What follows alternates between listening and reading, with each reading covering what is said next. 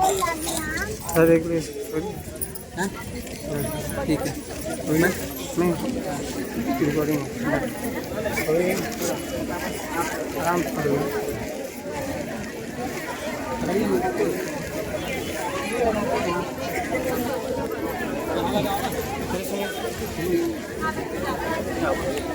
जाइए वहाँ बताते हैं।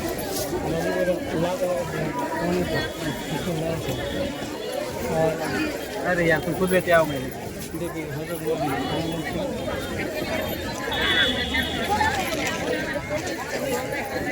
देखिए इसका स्टैंड कैसा लगाएंगे पकड़ा हुई थोड़ा सा ऐसा ही करें।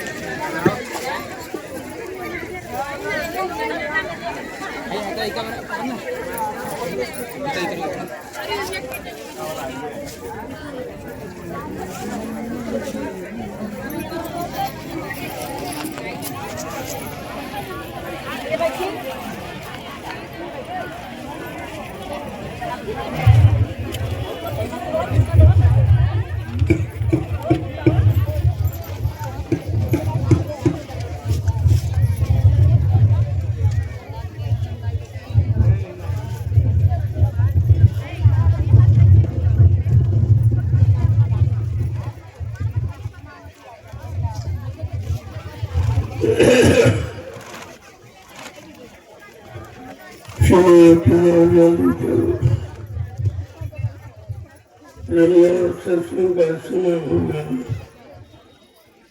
सब लोग सामने आके बैठो और एक एक सत्संग वचन को बड़ी सावधानी के साथ सुनो।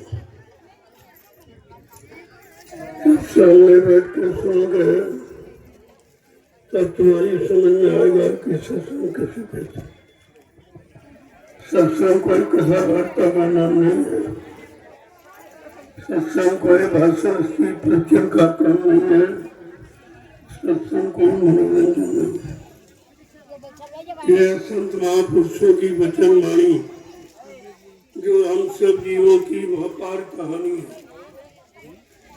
ये जीवात्माएं भवसागर के पार कैसे जाएंगे, अपने मालिक प्रीतम का कैसे दर्शन दीदार करेंगे। प्रेमियों इस युक्ति का नाम है सत्संग। सत्य माने ईश्वर, संग माने साक्षात्कार। यह जीवात्मा सुरत लोग मुद्दतों से अपने मालिक प्रीतम का दर्शन दीदार छोड़ चुके। अब इसे कौन ले जाएगा, कौन पहुंचाएगा, कौन मिलाएगा? उस मिलाने वाले को कहते हैं संत सदगुरु। और मिलाने वाली युक्ति का नाम है सत्संग। ये दोनों चीजें आपको समय से मिले, लेकिन आपने उसकी कदर नहीं की। किसी पुण्य कर्म के कारण संत महापुरुषों के दर पे आप पहुंच गए, लेकिन आपने उनकी कदर नहीं की, उनको जाना माना पहचाना नहीं। ये आपके जीवन का सबसे बड़ा धोखा। क्योंकि संत महापुरुष इस कलयुग में पधारे हैं और वो किसी युग में नहीं आए थे। इस सतयुग में आए न त्रेता न द्वापर। 5,500 वर्ष कलयुग के निकल गए, लेकिन अंत अभी लगभग 750 वर्ष पूरे होने जा रहे हैं जब से कबीर साहब आए। इन्हीं से संत मत चला और इन्हीं द्वारा संत नाम की जानकारी मिली। इसके पहले लोग नहीं जानते। 4 वेद, 6 शास्त्र, 18 पुराण, 19 उपनिषद और 36 ऋचाएं, इनमें धर्म चर्चा तो प्रणीत है, लेकिन संत नाम नहीं है। इनमें भी संत नाम, जब संत नहीं आए थे तो इन जीवात्माओं का काल माया के देश से अंत नहीं था। तो वहीं पर आती जाती रहती थी, यही जन्म मरण में फंसी रहती थी, आवागमन में जकड़ी रहती थी, निकल नहीं पाती। क्योंकि निकालने का काम केवल संत महापुरुष कहते हैं। सृष्टि में उनको अधिकार है कि जीवात्माओं को जगाकर उनके घर पहुंचा देते। अगर उनके वचनों को समझ लो, उनके आदेश हुक्म का पालन कर लो, उनके द्वारा दी हुई नाम की कमाई का अभ्यास कर लो, तो ये काम आपका हो जाएगा। बहुत सरल है कलयुग। कलयुग में सबसे सरल है प्रभु प्राप्ति, परमात्मा की प्राप्ति, जिसमें आपको कोई तैयारी नहीं करनी। परमात्मा ने अपने को पाने के लिए सब तैयारी आपकी बना दी पहले से। ये पंच भौतिक शरीर, ये मनुष्य मंदिर आपको बना बनाया दे दी। अब आपको मतलब भी नहीं बनाना, और इसी में अपनी चेतन मूर्ति जीवात्माओं को बैठा दिया। अब आपको कोई मूर्ति नहीं खरीदी। देखो ये चेतन मसाला है, और जो आप करते हो जड़ मसाला। अगर जड़ चेतन को समझ लेते हैं तो ये संशय संदेह भूल ब्रह्म आपका समाप्त हो जाता है, और आप संतों की शरण में जाके अपने जन्म मरण का छुटकारा करा लेते, आवागमन से रहित हो जाते हैं। तो ये सब काम संतों के आगे। इसीलिए तो महापुरुषों ने पहचान बताई। मतलब कि गुरु भक्ति जड़कर पीछे और उपाय, और बिन गुरु भक्ति मोहजल कभी न काटा गया। क्या हिंदू, क्या मुसलमान, क्या ईसाई, जैन, और गुरु भक्ति किए बिना जीवन पावे चैन। इसलिए आपके लिए सरल उपाय रखा। संतों की शरण में चले जाओ, वो तुम्हारा काम सब करते। तो को काम करने के लिए आए, उन्होंने अपना वादा किया है ताकि आपका संशय संदेह भूल भ्रम खत्म हो जाए। उन्होंने कहा हम आए वही देश से जहाँ तुम्हारा धाम, तुम सबको घर पहुँचाना एक हमारा काम। अपने काम का परिचय दिया कि मैं मर्तुलो मंडल में अन्य शक्तियों के यानी तरह कोई राजपाट धन दौलत मान सम्मान अधिकार लेने नहीं आया हूँ। मैं तो जीवात्माओं को जगाकर परमात्मा से मिलाने आया। जो काम सृष्टि में किसी ने नहीं किया वो काम मैं करने आया हूँ, लेकिन तुम मेरी शरण में आ जाओ। हमने ये नाम नौका जो तुम्हारे भवसागर पार करने के लिए लगा दी, इस पर विश्वास के साथ बैठ जाओ और मैं तुमको तुम्हारे घर पहुंचा दूं। और आपको क्या करना? अरे भाई घर पहुंचना यही तो आपका लक्ष्य उद्देश्य मानव शरीर का, लेकिन किसी ने बताया नहीं, आपने किसी से पूछा नहीं। अगर जानकारी ले लेते हैं तो कितनी सरल है प्रभु प्राप्ति, कितना सरल आवागमन से रहित होना। जो 3 युग निकल गए और यहाँ सब फंसे पड़े हैं, किसी को निकलने की युक्ति नहीं मिली। आज आपको एक अवसर मिला है तो उसका लाभ उठा लीजिए। देखो जब हम आप कोई काम करते हैं, चाहे संसार का हो, शरीर का हो, परिवार का हो, या खेती दुकान दफ्तर व्यापार का, सभी लोग अपने अपने मजहब धर्म के मुताबिक अपने अपने देवी देवता इष्ट परमात्मा खुदा गाड भगवान गुरु का नाम लेके ही करते।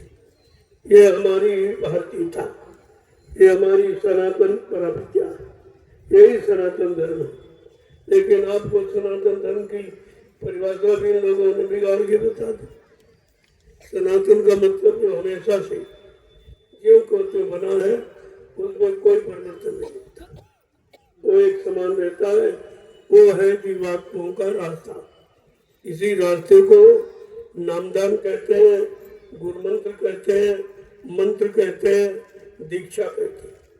लेकिन वो अन्य युगों में थी। अन्य युगों में लोग मंत्र गुरुमंत्र दीक्षा कहते, लेकिन आज कलयुग में सीधा नाम है।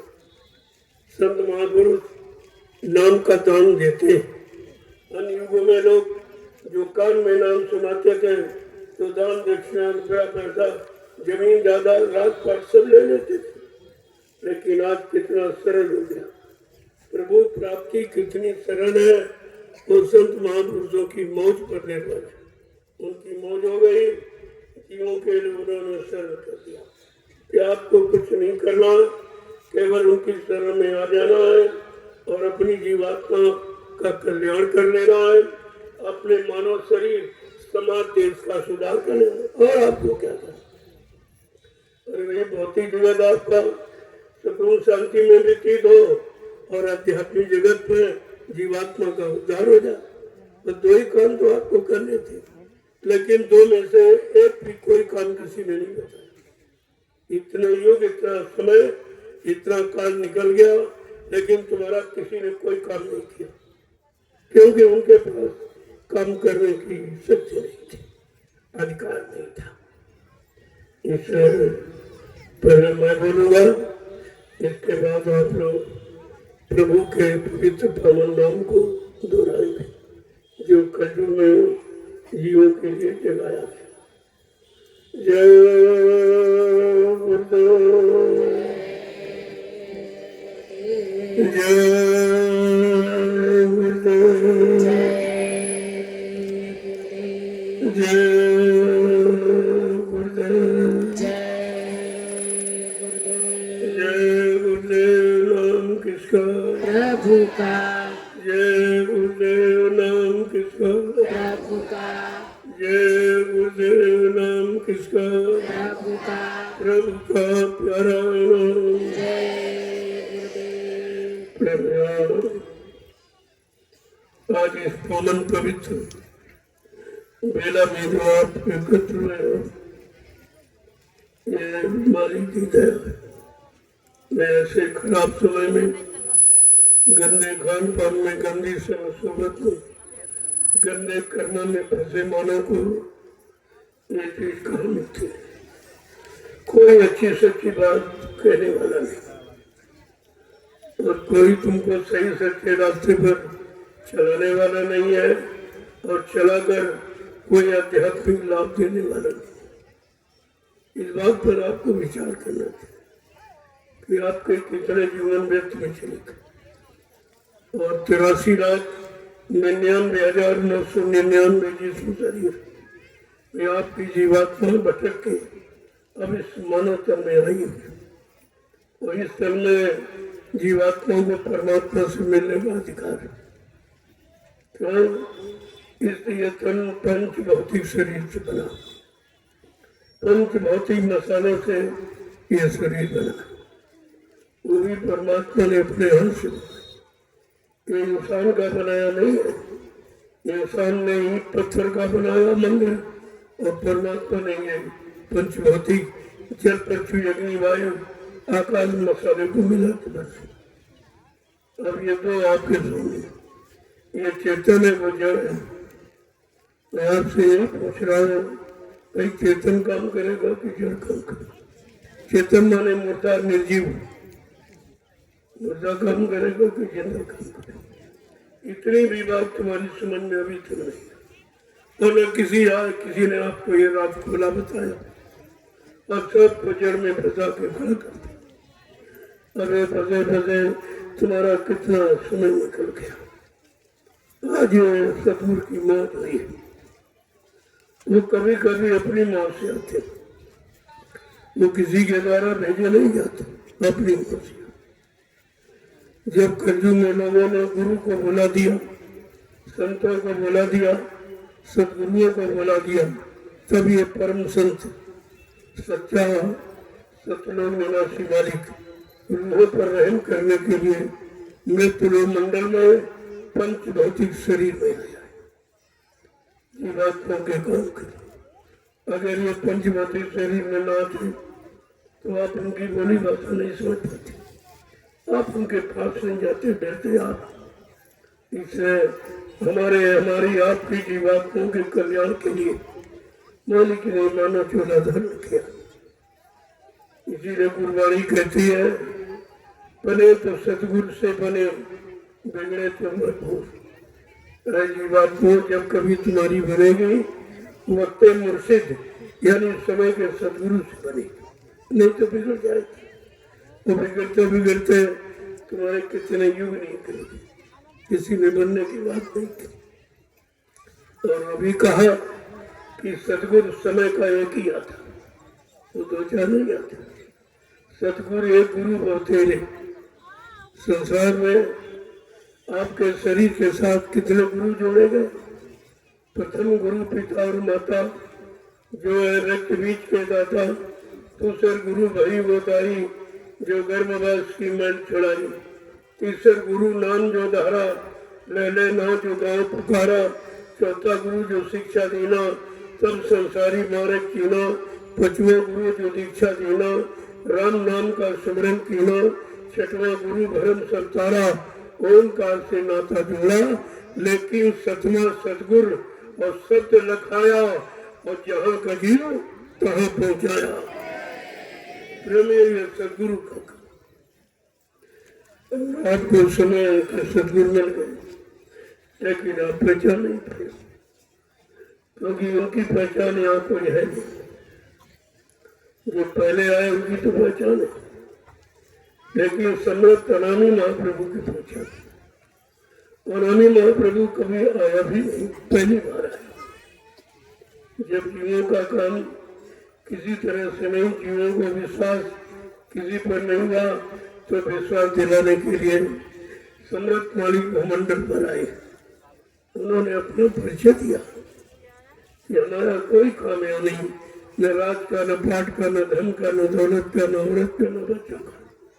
मेरा ये काम नहीं है। मैं तो अपनी रूह जीवात्माओं को इनको घर पहुँचाने के लिए आया। ये बहुत दिनों से भूली बिछड़ी यहाँ पर किसी ने उनको यह सहयोग दिया नहीं। बताने वाले तो आए, सुनाने वाले आए, समझाने वाले आए, गाने बजाने वाले आए, लेकिन घर पहुंचाने वाले नहीं आए। बात तो तब हर होगी जब जीवात्मा घर पहुंचे, तभी तो सच्ची सुख शांति मिले। यह काम किसी ने नहीं किया। इसीलिए तो लोगों की सोच में नहीं आ रहा कि भाई ये जगमुर्दा नाम क्या है। अरे तो बहुत आधिकार का भारत देश में, ये धार्मिक देश, यहाँ गुरु की परंपरा रही।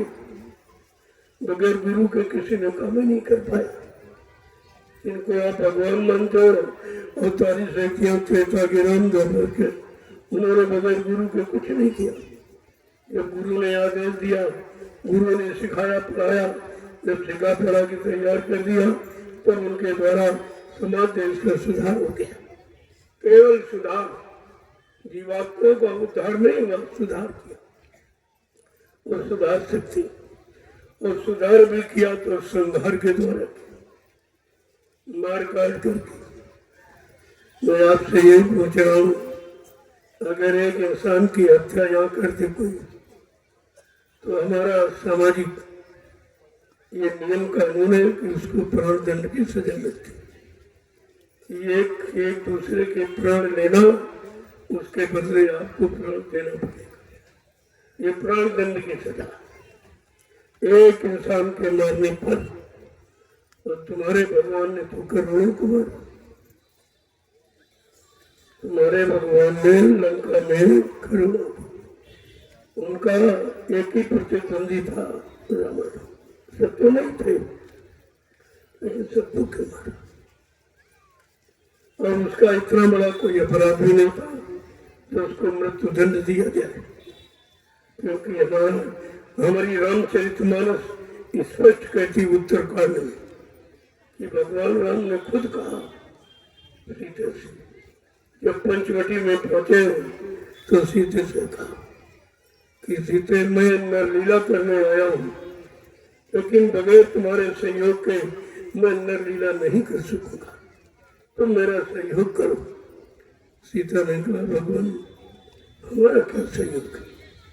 कहा, तुम ऐसा करो, अपनी असली रूप अग्नि को समर्पित कर दो और नकली रूप बाहर में रखना, मैं उसी से नर लीला प्रारंभ कर दूंगा। तो रामचरित मानस को उठा के देखिए, आपको सब जानकारी हो जाए कि असलियत क्या है। भगवान राम ने सीते से कहा कि सुनाम है प्रिया तुम सुनो सुशीला, ओ हम का चुकार ने चाहत नर लीला, और जब लाग कर अगिन बिच बासा और तब तक कर निशाचर न था। काशी से तुम अग्नि में वास करो, नकली रूप न बाहर मिले, मैं उसी नकली रूप से नदीला प्रारंभ करता हूँ। प्रभु रामचरित मानस सत्य है कि तुम्हारी कल्पना सत्य है, इसी बात पर आपको विचार करना चाहिए। संतों को राज खुलने की क्या जरूरत है? गोस्वामी जी महाराज को रामचरित मानस क्यों लिखने पड़े? वो तो संत थे, वो कोई कथावाचक, कोई अक्षर ज्ञानी नहीं थे, शब्द ज्ञानी थे। तो उन्होंने ये भेद इसीलिए खोला कि लोग कहीं भूल भ्रम में न रह जाए। तो आपको ये समझना चाहिए, इसलिए भगवान राम को बड़ा प्रायश्चित करना पड़ा कि मैंने बड़ा गलत किया, मेरा एक ही तो प्रतिद्वंदी था, वो भी नकली किया था, फिर आपको मुफ्त धन देने की क्या जरूरत है? और अभी नहीं करोड़ों को बांटा। इस पर उनको बड़ा प्रायश्चित हुआ, और प्रायश्चित का तो हल केवल संत महापुरुष कर सकते हैं, और संत महापुरुष में थे नहीं, तो उन्होंने अपने प्राण दे दिए। सरजू नदी में डूब के मर गए, डूब के मर गया तुम्हारा भगवान। उनको प्राण लिए थे, इसलिए उसके बदले प्राण दंड देना पड़ा। इसी तरह भगवान कृष्ण ने जो महाभारत में हरवों खरवों को मरवाया, मारा नहीं मरवाया, उसका भी दोष लगा। बहरी के द्वारा जैसा ने बाणों से सबका श्रृंगार कराया था, ऐसे बहरी ने बाण मारा, उनका भी प्राणांत हो गया। उनको भी उसी तरह भुगतान करना पड़ा। प्रभु ये कर्मों की सजा है, ये काल माया का देश है, यहाँ कर्मों की सजा सबको भोगनी पड़ेगी, चाहे राजा हो, चाहे प्रजा हो, चाहे कर्मचारी, अधिकारी, व्यापारी, कोई दुकानदार हो, कोई मजदूर हो, किसी जाति कौम का हो, कर्म के अनुसार उसको सजा भोगनी पड़ेगी। उसका उपचार है किसी के पास, और उपचार संतों के पास है। अगर संतों की शरण में चले जाओ, उनको अधिकार है कि जीवों के अनंत जन्मों के पापों को वो क्षमा कर सकते। किसके द्वारा? परमात्मा सेवा करेंगे। जो शरीर इंद्रियों से आपने पाप किया, वो शरीर इंद्रियां आपकी परमात्मा श्रमदान सेवा में लगा के वो साफ कर सकते। वो तो आपका कर्म कर जाता सकते, बाकी किसी सबको भोगना पड़ता। तो आपको तो विचार करना चाहिए, कितना अच्छा सुंदर समय मिल गया अपनी जीवात्माओं के कल्याण का। और अब भी नहीं कहते तो फिर 84 जाओ, अब की बार नहीं जाग पाए, चेत पाए, होश में नहीं आ पाए, नहीं समझ पाए, तो ये 484 लाख नरकों की जो योनिया की तो शरीर बने, आपको फिर जाना पड़ेगा। फिर पता नहीं है मानो तन मिले मिलेगा, पता नहीं है संत महापुरुष आए मानो या गया, करे करे न करे कोई जरूरी नहीं है, तो उनकी मौत पर निर्भर है। कितने युग लंबे लंबे निकल गए, नहीं आए, और अच्छे युग निकल गए तब नहीं आए, आए तो खराब युग कर चुके। सबसे गंदा, सबसे मतलब खराब कर्म की गंदगी का, चर्च की गंदगी का, खान पान की गंदगी का, रहन सहन की गंदगी का, सोचने समझने की गंदगी का, एक तरह से नहीं, ऐसी गंदगी में संत महापुरुष ने अपना आना अच्छा समझा, क्योंकि हमारा आपका कोई सहयोग नहीं। हम आप इतने गंदे हैं, इतने पापी को गर्मी है कि हमारी आपकी कोई मदद नहीं कर सकते। इसलिए हम सब बेसहारों का सहारा बन के आए, हम सब मोहताजों की मदद करने आए हैं, हमारी सबकी जीवात्मा को जगाकर परमात्मा से मिलाने आए, जो काम सृष्टि में किसी ने नहीं किया। आज कितना बड़ा आपका सौभाग्य। गोस्वामी महाराज ने इसीलिए लिख के बताया, कलयुग समयान युग जो नर कर विश्वास, कलयुग के समान दूसरा अच्छा युग इन जीवात्माओं के कल्याण का कोई नहीं। कितना अच्छा बताया। लेकिन कब? जब संतों पर आपको विश्वास हो जाए, उनके वचनों पर विश्वास होगा, उनके आदेशों पर विश्वास होगा, उनके द्वारा दी हुई नाम की युक्ति जब उस पर विश्वास होगा तो आपका काम हो जाएगा। कितना सरल केवल विश्वास। आज आप इस मैदान में आए हो तो परिवार पर आपको विश्वास, तभी घर बार छोड़ के आ गए कि हम जाएंगे, हमारा घर परिवार हमको सुरक्षित मिलेगा, यह विश्वास ही है।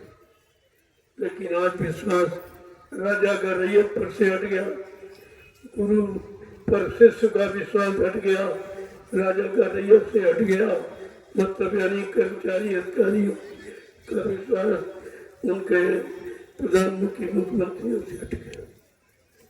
जब उन्होंने कहा मेरा कर्मचारी अधिकारी खराब है, मैंने कहा नहीं, मेरा कर्मचारी अधिकारी कोई भ्रष्ट नहीं।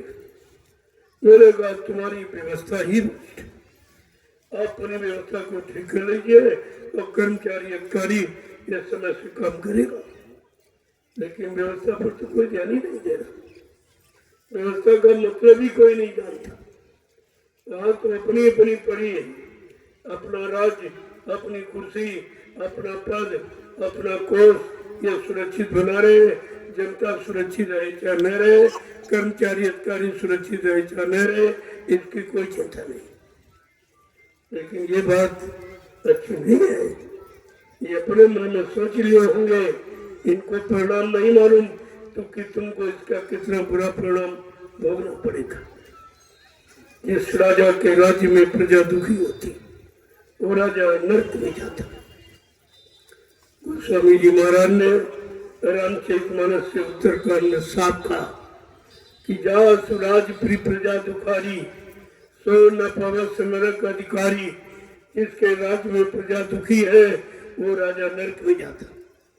क्या इन्होंने ये नहीं पढ़ा? श्री राम का तो झंडा लिए घूम रहे, श्री रामचरितमानस को बिल्कुल नहीं मानते। तो क्या लिखा? रामचरितमानस ही श्री राम है और श्री राम ही रामचरितमानस है। ये क्यों नहीं पढ़ते हो? ये क्यों नहीं जानते हो? कोई बताने वाला नहीं। 1 करोड़ साधु माथ पर लाल पीले कपड़े पहने वाला, दाढ़ी बार रखने वाला किसी ने अपने राजा को सलाह नहीं दी। ये गलत है। ये महात्माओं का कर्तव्य, इनको भी सजा मिलेगी कि तुमने अपने राजा को सही दिशा और सही रास्ता क्यों नहीं दिखाया, क्यों नहीं बताया। तुम्हारी भक्ति से कोई काम नहीं हुआ, लिहाजा तुमको भी सजा भोगनी पड़ेगी। जब महाभारत का इतिहास पढ़ते हो आप देखते हो, सबने समझाया वो राजा नहीं माना। अंत में किसने समझाया था? महात्मा विदुर ने। ये महात्मा का काम है, किसी का नहीं। महात्मा विदुर ने समझाया कि राजा ये अधर्म है, आपकी लड़ाई अधर्म की है, लिहाजा ना पुत्र रहेंगे ना राज्य रहेगा, तुम्हारे यहाँ से सब निकल जाएगा। फिर भी वो नहीं माना। चलो वो अंधे थे, लेकिन और तो लोग अंधे नहीं थे, उनको समझना चाहिए था, लेकिन कोई नहीं समझा तो उन्होंने अपने मंत्री पद से इस्तीफा दे दिया। आज किसी मंत्री ने इस्तीफा दिया?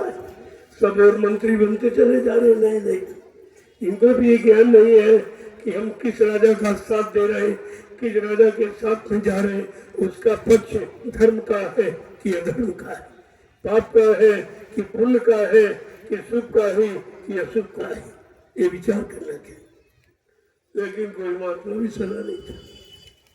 केवल मैंने अकेले हिंदुस्तान में अपने राजा प्रजा दोनों को सलाह दी थी कि 2024 का चुनाव आप रोक दीजिए और जब तुम्हारी माली हालत अच्छी हो जाए तो चुनाव करा लेना।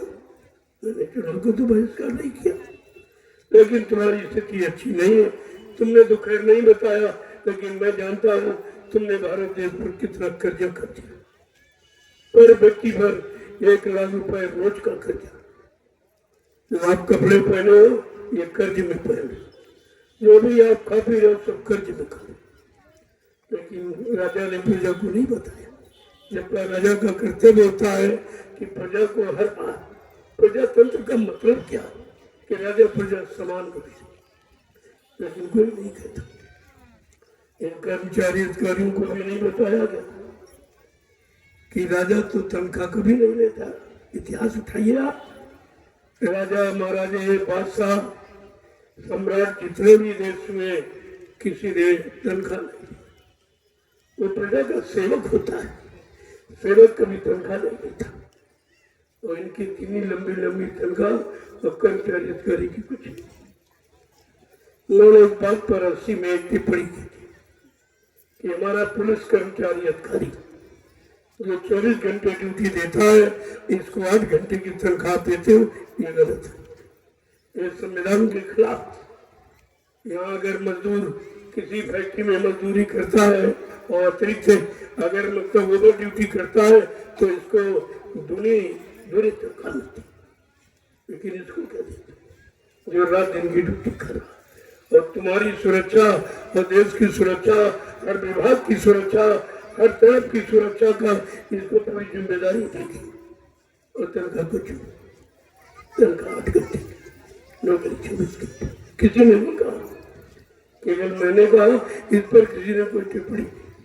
मैं बार बार ये कहता हूँ, जब तक हमारा पुलिस कर्मचारी अधिकारी को यानी उसके अनुसार वेतन नहीं मिलेगा, तब तक देश में सुख शांति नहीं आएगी। आप कितना जोर लगा लीजिए, कितने चुनाव कर लो, कितने मुख्यमंत्री प्रधानमंत्री बदल डालो, लेकिन देश में सुख शांति नहीं आ सकती। ये मैं लिख के दे सकता, ऐसा नहीं है।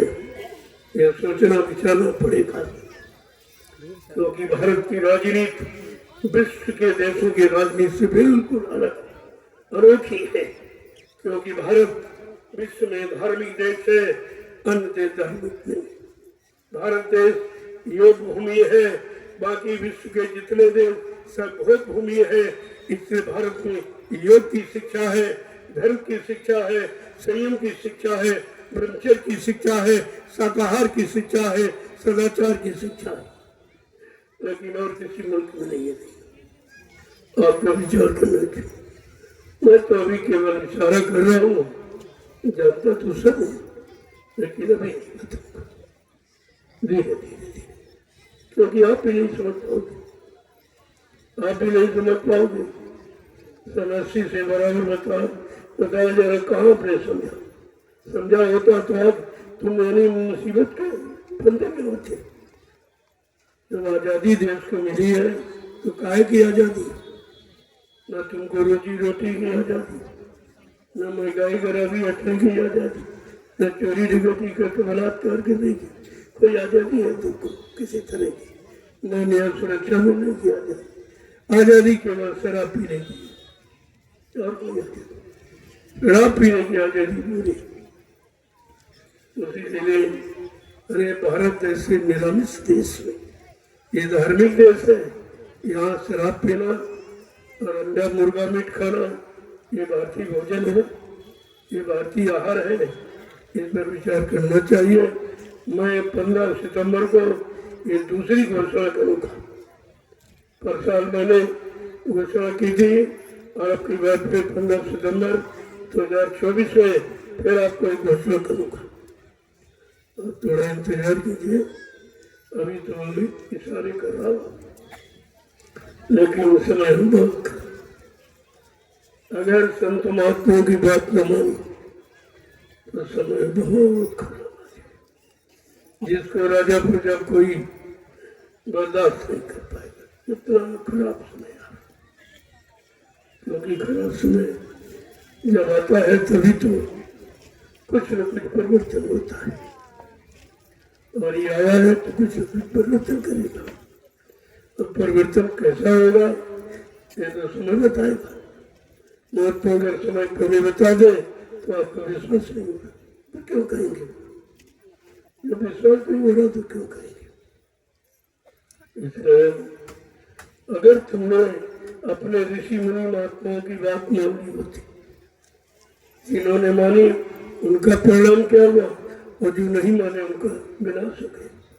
ये तो सचिव त्रेता पर के इतिहास बता रहे हैं। हिरण्यकशिपु अपने भक्त बेटे प्रहलाद की अच्छी नेक भली बात नहीं माना तो विनाश हो गया, मारा गया। ऐसे त्रेता में राजा रावण के द्वारा व्यवस्था भी थी। वो धर्म कर्म से दूर जाने लगा, मानवता इंसानियत को भूल गया, प्रेम प्यार मोहब्बत सेवा दिया सदाचार परमात्मा की यादगार को भूल गया, माँ बहन बेटी की परख पहचान भूल गया, वो भी मारा गया। कहते बहुत लोगों ने उसको समझा, लेकिन किसी बात नहीं। अहंकार गरुड़ गुमान घमंड में ये सब विनाश का कारण बन जाता, वो भी मारा गया। द्वापर का इतिहास उठाइए, राजा कंस, ये राजाओं का इतिहास है। जब राजाओं की बुद्धि खराब हुई तो धर्म कर्म से अलग हुए, मानवता इंसानियत को खत्म किया, प्यार प्यार मोहम्मद सेवा दया सदाचार परमात्मा की यादगार से दूर चले गए और उनके मन मस्तिष्क में माँ बहन बेटी बहू की परख पहचान जब खत्म होने लगी तो विनाश का कारण बन गया। और यही महाभारत में और यही कलयुग में तुम्हारे सामने तो तीन युगों का इतिहास है। तुम्हें तो इतिहास को पढ़कर सचेत हो जाना चाहिए, होशियार हो जाना चाहिए, समझ लेना चाहिए कि इस तरह अगर हम भी करेंगे तो हमारा भी विनाश होगा। लेकिन किसी ने बात नहीं, न तीनों युग के इतिहासों की बात, न वर्तमान में परम संत बाबा जगदेव जी महाराज की बात किसी ने नहीं माना तो परिणाम खराब होगा। अब उसमें यह है कि प्रेमी भी फंस पड़े। समस्या इस बात की, प्रेमियों को बचाना है और संसारियों को सबक देना है, इसलिए देर है। देर इस बात की और किसी बात की देर। अगर रामकृष्ण की तरह मार काट करना होता तो अब तक सब सुनाया हो गया होता। फिर सतयुग आने का मतलब क्या होता? जब सब खत्म हो जाते, कोई नहीं रहता, तो सतयुग किसके लिए लाया जाता? इसलिए सतयुग को ध्यान में रखते हुए अपने भक्तों को बचाना है और दुनिया वालों को सबक सिखाना है। ये दोनों का मुना इसी बात की देर है, बाकी वहाँ कोई देर नहीं। मुना परिवर्तन का मसाला बना के तैयार करते और कहा था जिस दिन तुम इसके काबिल बन जाओगे मैं तुमको ये सौंप दूंगा। अब काबिलियत की पहचान कैसे की जाए तो आप भी जानते हो, बगैर परीक्षा के किसी की योग्यता बताई नहीं जा सकती। तो परीक्षा बताती, परीक्षा पर मैंने दूसरे की इच्छा पर निर्भर, आपकी इच्छा के अनुसार नहीं। अब परीक्षा में कितने पास होंगे, कितने फेल होंगे? अभी तो आपके सामने एक छोटी सी परीक्षा हुई थी, उसी में दूसरा फेल हो गए, कोई नहीं पास, कोई गुरु के पास नहीं ठहरा, सब और बढ़ गए इधर उधर। जो ठहरे वो लोग लालच में ठहरे कि मतलब अगर राज्य मिल जाएगा, जमीन मिल जाएगी, आश्रम मिल जाएगा, तो दौलत मिल जाएगी। उनको ये नहीं मालूम कि मथुरा की सारी संपत्ति के अधिकारी 45 करोड़ है, एक नहीं है 45। जो एक कह रहा उत्तराधिकारी है, इसकी समझ में अभी आ जाएगा सर, लेकिन तुम 45 करोड़ उसी को अधिकार दे रहे हो, उसी को मान्यता दे रहे हो। तुम बातें नहीं समझ पा रहे हो कि जब ट्रस्ट बना हुआ है, ट्रस्ट की संपत्ति किसी एक की नहीं होती, एक की नहीं होती, वो सार्वजनिक होती। इसीलिए ट्रस्ट पहले बना दिया कि गुरुदेव आध्यात्मिक ये है, ये मतलब यानी भारत की खुशहाली का ये ट्रस्ट बना और एक व्यक्ति व्यक्तिगत अपनी खुशहाली बना रहा, अपना लाभ ले रहा, अपना स्वार्थ हल कर रहा है, तो ट्रस्ट का मतलब ही आप नहीं जानते। पहली बात तो कोई ट्रस्ट हो, कोई संस्था हो, कोई संघ हो, संगठन हो, कोई समिति हो, उसका कोई वायलाज नियम सिद्धांत कानून होते हैं, उनके पढ़ के देखिए आप कि ट्रस्ट में अडवाणी ट्राइबर का कोई स्थान नहीं। ड्राइवर ट्रस्ट का व्यक्ति नहीं होता, वो प्राइवेट नौकर होता, जिसको चारों को लौटा तो लौटा, क्योंकि वो तनख्वाह लेता, ड्राइवर तनख्वाह लेता, इसलिए ड्राइवर संस्था का व्यक्ति नहीं होता, वो प्राइवेट नौकर होता। और तुमने क्या किया, उसी ड्राइवर को अध्यक्ष पद दे दिया। ये कमी तुम्हारी है, तुमको ट्रस्ट का मायनात पढ़ना चाहिए, नियम सिद्धांत पढ़ना चाहिए कि हमारा जो दान ट्रस्ट बना हुआ मथुरा का, उसका नियम कानून क्या है, तो समझ में आ जाता आपको। आपने नहीं समझा तो अब देखिए कितना समय खराब हो गया। आश्रम की सारी मर्यादा, क्योंकि ड्राइवर का काम ही, दुनिया में ड्राइवर को देख लीजिए, अरे 2-4 को छोड़कर बाकी सब शराबी, सब कबाबी, सब तरह तरह के यानी दुर्व्यवहार दुर्व्यसन करने वाले होते हैं, ये अच्छे नहीं। और तुमने उसको धार्मिक ट्रस्ट का अध्यक्ष बना दिया। अध्यक्ष कौन बनाता है? ट्रस्ट।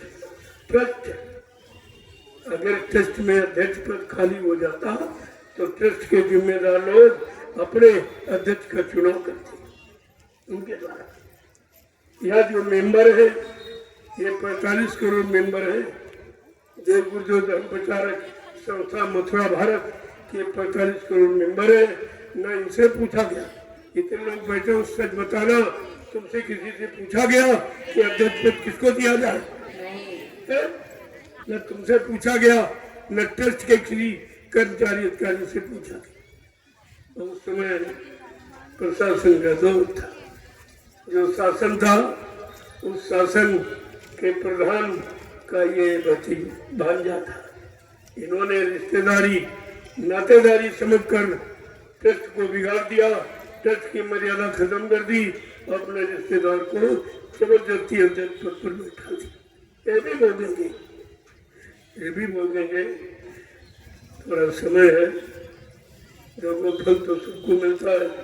फिर धार्मिक ट्रस्ट की मर्यादा को खत्म करने वाला तो कितनी बड़ी सजा पाने का अधिकारी। और जिन जिन लोगों ने ये प्रचार किया कि बाबा जी मर गए, वो धीरे धीरे सब खत्म होते चले। मैंने पहले ही कहा था, जिन लोगों ने कहा कि बाबा जी चले गए, तुम देखते रहना, तुम्हारे सामने ये धीरे धीरे सब चले जाएंगे। 5 चले गए, 1 बचा, 5 तो चले गए, 1 बचा, वो भी श्वासे वाला। ये अपने आप मथुरा खाली हो जाए, आपको खाली करने की जरूरत नहीं। फिर इनको मथुरा की गति से डर हो जाएगा, भय हो जाएगा। कितने लोगों को मार के वहां गड़वा दिया, कितनी बेटियों की बेइज्जत करके मार के गड़वा दिया। अगर इतिहास जब खुलेगा तो क्या होगा, क्या होगा, कौन बचेगा? इस पर आपको लोगों ने हमसे कहा कि मथुरा में आश्रम बना था तो आपने नैमिषारण्य क्यों बनाया? हमने कहा अगर मथुरा वाला आपने पाक साफ रखा होता तो हमें नैमिषारण्य बनाने की क्या जरूरत थी? लेकिन तुमने कितना गंदा किया, तुम सोचते कोई जानता नहीं। समय आने दो, तुम्हारे सिर पर बैठकर तुम्हारा पाप बोलेगा कि मैंने ये किया, ये किया, ये। आप देखते जाइए धीरे, सत्संग सुनते सुनते, सत्संग करते करते परिवर्तन करके दिखा दिया जाएगा, ये सब दिखा दिया जाएगा। और इसी में आपकी परीक्षा हो जाएगी, कौन टिकने वाला, कौन भागने वाला, कौन रुकने वाला है, सबकी परीक्षा भी हो जाएगी। देर और कुछ नहीं, इतनी देरी होती जा रही उतनी परीक्षा होती जा रही। अगर आपने पहले से ही ऋषि मुनियों की बात मान ली होती तो शायद परिवार समाज देश की स्थिति इतनी खराब। महापुरुषों ने इसीलिए समझा के कहा कि अगर बात संतों की मानी जो होती, अगर बात संतों की मानी जो होती, अगर बात गुरु जी की मानी जो होती, अगर बात गुरु जी तो सिर पे तुम्हारे ये आफत न आती। तो सिर पे तुम्हारे ये आफत न आती। अगर बात मुर्शिद की मानी तो होती। अगर बात मुर्शिद की मानी जो होती। तो सिर पे तुम्हारे कयामत न आती। तो सिर पे तुम्हारे कयामत न वो आती। किसी ने नहीं मानी, न हिंदुओं ने न मुसलमानों ने, किसी ने नहीं मानी। सब अपनी मनमानी में लग गए, लिहाजा व्यवस्था बिगड़ गई। आपका पारिवारिक जीवन, सामाजिक जीवन, व्यवहारिक जीवन सब अस्त व्यस्त हो गए। सब परेशानी, बीमारियों, महामारी, लड़ाई झगड़ों में, दैवी प्रकोप, दुर्घटनाओं, अकाल मौतों में चला गया। क्या मिला? क्या मिला? हजरत नबी मोहम्मद साहब जो इस्लाम धर्म के प्रवर्तक, उन्होंने मुसलमानों को एक सही रास्ता दिशा देने के लिए आए थे। उनकी बात मुसलमानों ने नहीं मानी। उन्होंने कहा था ये जिस्म खुदा की इबादत के लिए मिला, ये जिस्म खुदा की इबादत के लिए, ये खराब करने के लिए नहीं मिला। कितनी बड़ी बात कही, आज तक मुसलमानों ने इसको अख्तियार नहीं कर पाया। ये जिस्म खुदा की इबादत को मिला, इस जिस्म को पाक साफ रखना। इसी जिस्म में कहते खुदा की रूह बैठी है, इसे पाक साफ रखना। जहाँ कोई नहीं बैठा, कोई पत्थर का मंदिर मस्जिद आपने बनाया, उसमें तो कोई नहीं बैठा, उसमें बड़े पाक साफ होकर आप इबादत और पूजा करना चाहते। और ये जिस्मानी मस्जिद है जो खुदा के हाथ की बनाई, ये मनसूबी मंदिर परमात्मा ने बनाया और इसी में अपनी चेतन रूह को बैठाना, चेतन जीवात्मा को बैठाना। अब उसको निरंतर गंदा कर रहे हो। क्या आपने कभी विचार किया इसको? इसे पाक साफ रखना, ये हिदायत है मुसलमानों की। पहली बात तो मुसलमान का विचार अर्थ नहीं करते। मुसलमान कोई कौम जाति का नाम नहीं। मुसलमान भाई ध्यान से सुनिए, किसी फकीर ने आपको आज तक ये बताया होगा, मुसल्लम ईमान रहमान, मुसल्लम माने पक्का रहम और ईमान जिसमें है वो है मुसलमान। मुसलमान का मतलब ही मुंह असल मान, फकीरों की मुंह की निकली बात को जिसने असल माना है वो मुसलमान। मुसलमान कोई कौम जाति का नाम नहीं। और आपने इस फिरके में फंसकर आपने कितना नुकसान किया, अपनी रूह को दोजख नरकों में देने जाने का काम किया। ये फकीरों की बात न मानने पर आपका परिणाम कितना बुरा होगा, इस पर आप कभी विचार नहीं करते, क्योंकि आप उनके जबान मुबारक अल्फाज वचनों को कभी सुनते ही नहीं हो, कभी समझते ही नहीं हो। उन्होंने स्पष्ट शब्दों में ये सब समझाया है और सबके लिए बताया। हिंदू मुसलमान, हिंदू महात्माओं ने कहा अरे भाई ये मनुष्य मंदिर है, इसको पाक साफ रखना, इसमें परमात्मा की जीवात्मा बैठी, इसे गंदा मत करना। और वो सब देख रहे, जो भी आप सुबह शाम तक करते हो वो सब नोट कर रहे हैं। इसीलिए महात्मा फकीरों ने इशारा करके कहा कि तुम्हारे अंदर कुदरत ने एक कैमरा लगा दिया, ये जीवात्मा रूह एक कैमरा, तो सारी हरकत तुम्हारी नोट करती 24 घंटे का। आप कैसे बच सकते?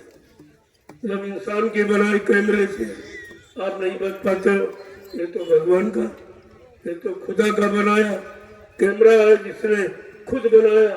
खुदा माने खुद, और मतलब खुदाई के लिए, जानकारी के लिए ये कैमरा बनाया। क्या इस पर आपने कभी विचार किया है कि आप सुबह शाम तक किसी हिंसाएं करते हो, कितनी हत्याएं करते हो। क्या हिंसा हत्या करने का अधिकार तुमको मिला है? अरे जिस परमात्मा खुदा ने तुमको बनाया तो उसी ने बकरा मुर्गा अंडा सब उसी ने बनाया। इस नाते हम सब हमारे सब भाई हुए कि जिसने हमें आपको बनाया तो उसी ने मुर्गा बकरा बनाया। अगर तुम काटोगे मारोगे तो अपने भाई की हिंसा हत्या कर रहे, तो कितना बड़ा यानी बुरा परिणाम है, कितना बड़ा जघन्य अपराध है। कभी आपने इस पर विचार किया? अगर तुम्हारी उंगली काट देगा आपको दर्द होगा, और तुम गर्दन काट देते तो उसको दर्द नहीं होगा, उसको दर्द नहीं होगा। यानी बेदर्द, यानी मतलब बनकर आप ये काम कर रहे हो, जल्लाद बनकर आप ये काम कर रहे हो, रूहों जीवात्माओं के रहने के मकान को काटते हो, बर्बाद करते हो, खराब करते हो। क्या इसकी सजा खुदा आपको नहीं देगा? ये खुदा की बनाई मस्जिद, आप उसको नष्ट करोगे, खुदा आपको सजा देगा। इसीलिए महात्मा फकीरों ने समय से आकर आपको संदेश, चाहे महात्मा कहो चाहे फकीर कहो, मुर्शिद कहो, गुरु कहो, एक ही बात है, अलग नहीं है। केवल भाषा में आपने अपने आप को बहका दिया। अरे भाषा कोई बोली बोलने पर क्या खुदा मिल जाएगा? क्या बोली भाषा यानी बोलने पर कोई परमात्मा मिल जाएगा? क्या मिला अब तक? कितनी बोलियां आप बोलते रहे, 24 घंटे चिल्लाते हो लाउड स्पीकर लगाकर। कोई बोला, कोई खुदा बोला, कोई परमात्मा बोला, कोई पादरी मतलब यानी गिरजाघर में पादरी अल्लाह मत आता, क्या गार्ड मिला उनको? क्या ईसाई गुरुद्वारे में अल्लाह मचा रहा, क्या उसको सच्चा सदगुरु मिला समय का? किसी को नहीं मिला, और फिर भी नहीं बेचारे बंद कर रहे। इतने फंस गए हैं कि मिलता भी नहीं कुछ और दिखाई भी नहीं देता, और फिर भी पीछे पड़े। यही तो सबसे बड़ी अज्ञानता है। इसी अज्ञानता भूल भ्रम को दूर करने के लिए संत महापुरुष पधारे, उनका आगमन इसलिए। कोई राजपाट धन दौलत लेने के लिए नहीं आए, वो हमें आपको सही सच्चे रास्ते पर खड़ा करने, जिससे ये जिस्मानी मस्जिद आपकी बचाए, ये मनुष्य रूपी मंदिर आपका सुरक्षित साथ साथ बना रहे, ताकि अपनी रूह जीवात्माओं को जगाकर आप खुदा परमात्मा के पास पहुंचा दो। इसके लिए लेकिन आपने जो इसीलिए महापुरुषों ने समझा कि अगर बात संतों की मानी जो होती, अगर बात संतों की मानी जो होती, तो सिर पे तुम्हारे मुसीबत न आती, तो सिर पे तुम्हारे मुसीबत न आती। अगर बात मुर्शिद की मानी जो होती, अगर बात मुर्शिद की मानी जो होती, तो सिर पे तुम्हारे कयामत न आती, तो सिर पे तुम्हारे कयामत न आती। सभी देशवासी ये भाई है अपने, सभी देशवासी ये भाई है अपने। लेकिन प्रेमी आज भाईचारा समाप्त हो गया। जितने जीव धरती पर है वो खुदा के बनवाए, परमात्मा के बनाए, और उन्हीं में से हम आप भी उसी परमात्मा खुदा के बनाए। तो भाई का कर्तव्य भाई की रक्षा करना होता कि हत्या करना? इतनी छोटी बात आपने फकीरों की महात्माओं की नहीं सुनी, और सब हत्या हिंसा में जुट गई। हिंसा हत्या भी कोई धर्म है, ये भी कोई मजहब है। मजहब टूटे हुए दिलों को जोड़ता, उसका नाम मजहब। अब तुम्हारा मजहब मार काट हिंसा करता है, ये कौन सा मजहब है? ये कहाँ से आपने पढ़ लिया? अरे तो आपको समझना पड़ेगा। फकीरों के कदमों में कदम पोसी करनी पड़ेगी, सीधा प्रणाम करना पड़ेगा। आप उनके एक एक वचन को सुनकर अपने जीवन में उतार कर अपनी रूह जीवात्मा को दो तो नरकों से बचा दो। ये बचाने का समय आ गया, ये भी समय निकल जाएगा, फिर आपको ऐसा समय नहीं। क्या कह रहे हैं?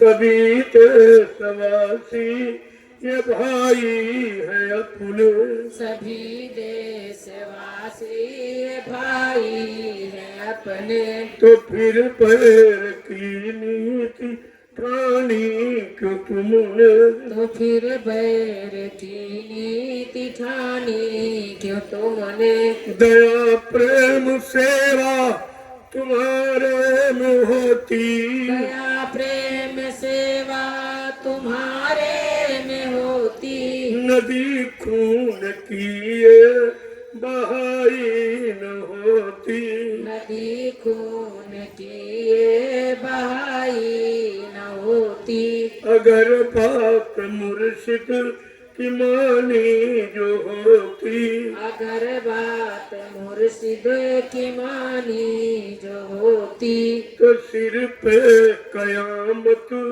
तुम्हारे न आती, तो सिर पे कयामत तुम्हारे न आती, कि घट घट में इंसान के रहता भगवान, घट घट के इंसान में रहता भगवान, और इसकी नहीं तुम को है कोई पहचान, इसकी नहीं तुमको है कोई पहचान, अगर दिल भवन में सफाई जो होती, अगर दिल भवन में सफाई जो होती, तो मंदिर ये मस्जिद बनाई न होती, तो मंदिर मस्जिद बनाई न होती, यह तो एक कैसी विडम्बना है कि आप गलती, आप पूरे कंठ पाप कर हिंसा हत्या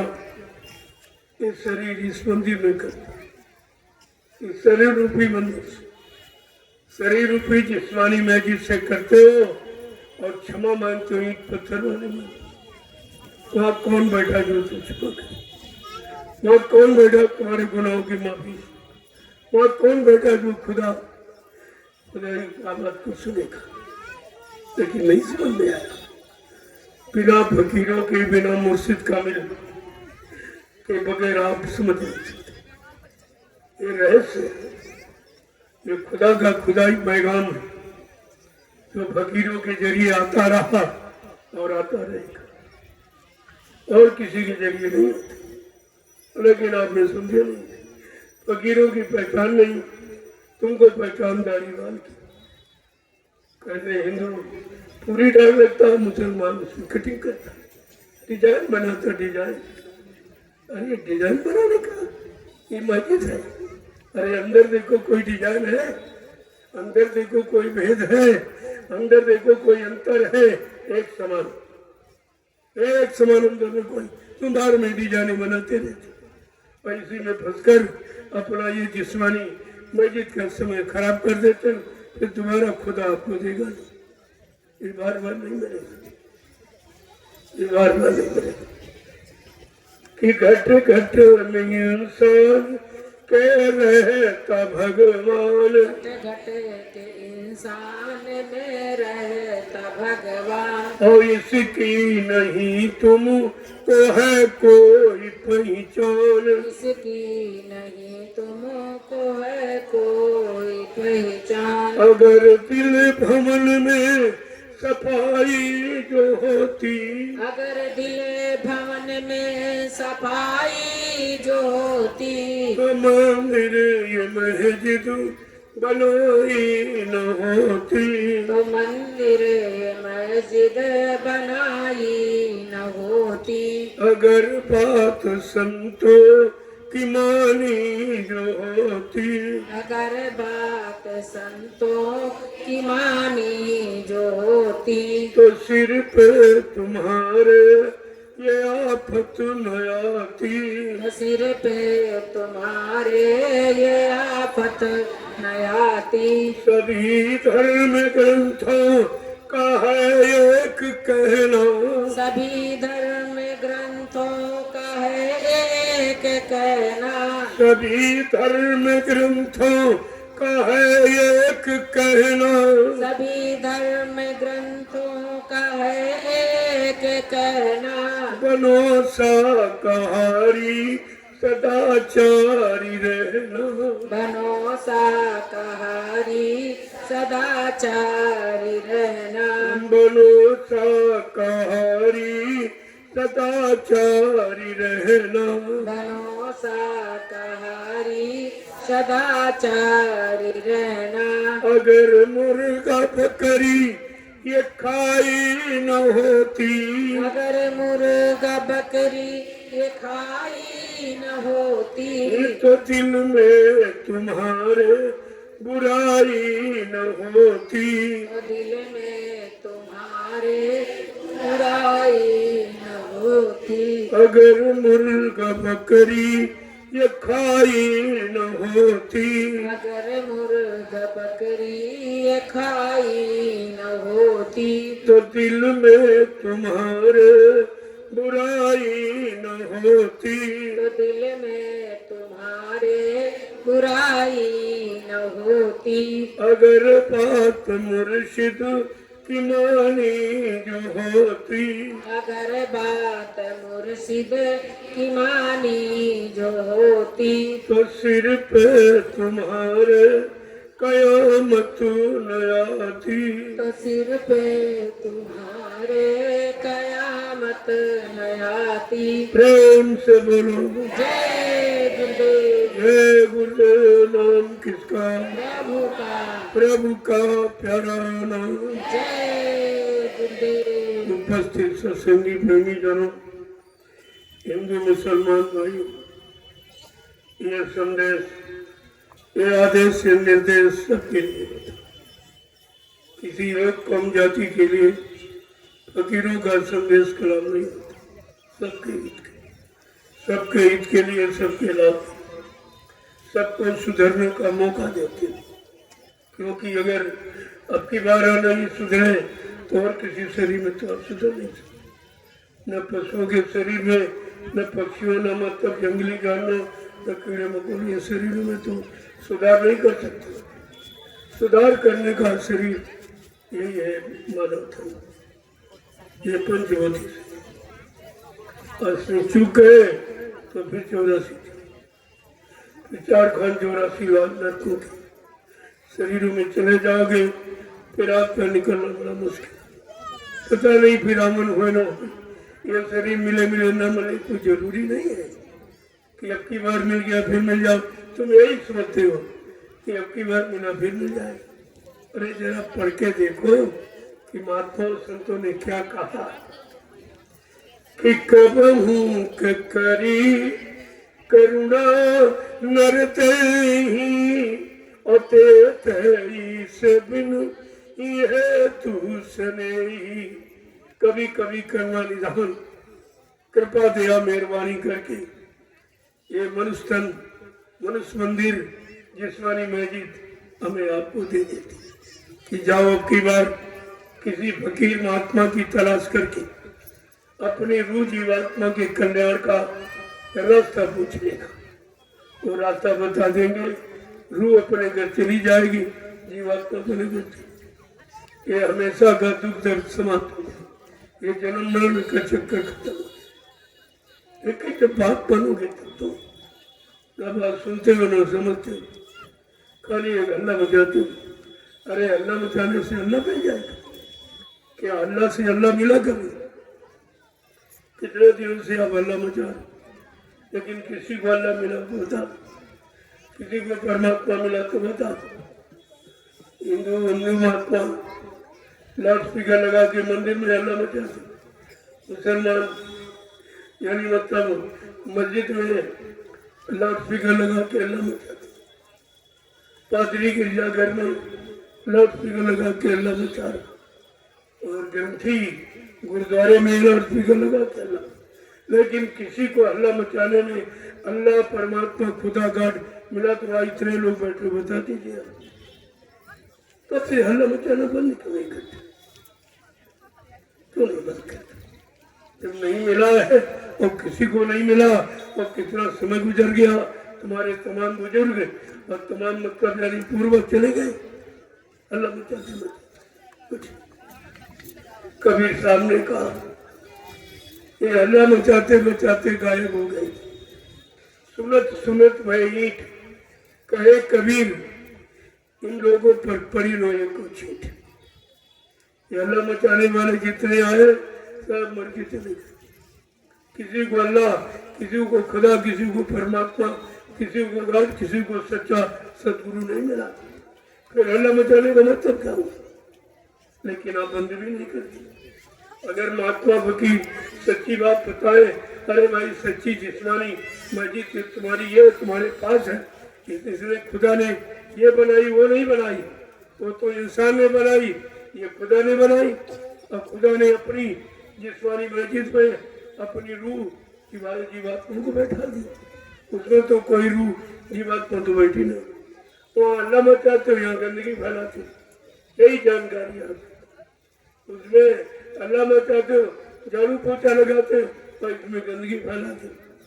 इतनी भी जानकारी नहीं है कि खुदा कहाँ है और कैसे मिलेगा, किसके द्वारा मिलेगा, किनके द्वारा मिलेगा, ये जानकारी आपको रखनी चाहिए। जय गुरुदेव, जय गुरुदेव, जय गुरुदेव। नाम किसका? जय गुरुदेव। नाम किसका? प्रभु का प्यारा नाम। अब आप लोग खड़े हो जाओ, खड़े हो जाओ प्रेमियों को बैठो। देखो उतने सुनो जितना हजम करो। अब मैं उस तरह 5-5, 6-6 घंटे नहीं बता, तुम सब भूल गए। सब मेहनत हमारी अपनी लोगों ने खत्म। आपको एक भी वचन याद नहीं है, इसलिए जितना बताऊंगा जितना आप याद कर सको और जीवन में उतार कर कुछ लाभ प्राप्त कर सको, उतना इशारा करूंगा। देखो एक बात ध्यान रखो, आपको घर गृहस्थी परिवार में कोई यादो साधु नहीं बनना, बहुत मार पड़ेगी। ये काल लाल पीला कपड़ा पहन लिया, जगह दूर बहुत मार पड़ेगी, क्योंकि वस्त्र भगवा ये भगवान की प्राप्ति का। अगर भगवान प्राप्त नहीं कर पाए तो ये ड्रेस करते हैं। ये जिनको भगवान प्राप्त हो जाता उनके लिए ये ड्रेस की सुखी जाती कि अगर किसी को भगवत प्राप्ति करना है तो इनसे मिल लेना। अब इनसे नकल कर रही, जानते इसमें बड़ा सम्मान मिल रहा, लेकिन वो जिसने भगवान को है उसका सम्मान, तुम्हारा थोड़ी।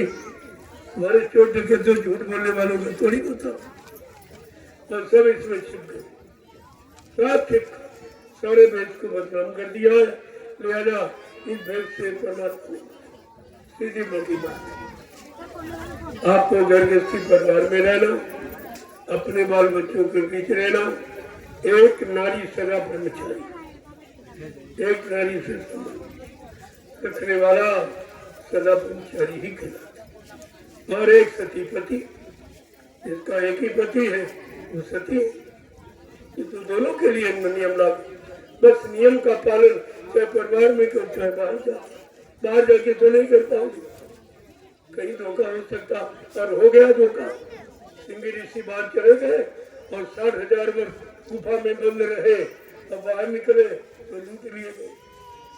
एक मतलब पैसा ने लूट लिया, लूट गए। क्यों? उनका कोई रक्षक गुरु नहीं था। ये अपने हठ योग से अपनी इच्छा से सब किया। लिहाजा कोई गुरु होता तो संभाल कर लेता, रक्षा कर लेता, सुरक्षा कर लेता। इसलिए सिंगी ऋषि मारे गए। अब पारा ऋषि भी, वो भी बेचारे थक गए, वो भी मारे। तो इसलिए घर गृहस्थी परिवार को अपने बाल बच्चों की खिदमत सेवा करो, आए गया की सत्कार करो और खेती दुकान दफ्तर बिजली व्यापार मजदूरी जो भी बाल बच्चों की परवरिश के लिए आप करते हो उसको करिए, लेकिन सच्चाई, ईमानदारी, मेहनत से करिए, ताकि किसी का कर्म कर्जा न चले। इस बात का सर्विदा संत मत में साधु नहीं बनाया जाता, साधुता धारण कराई जाती। साधु बना नहीं जाता, साधुता एक विचार है, उदाहरण। और साधु का सच्चा अर्थ ये जिसने काम, क्रोध, लोभ, मोह, अहंकार को रोक लिया और साध लिया, तो साधु बाकी साधु यही सही होता है। एक तो साधु चरित्र के साथ रहने के लिए साधु कितनी प्यार आता इसकी बड़ी सजा हुई।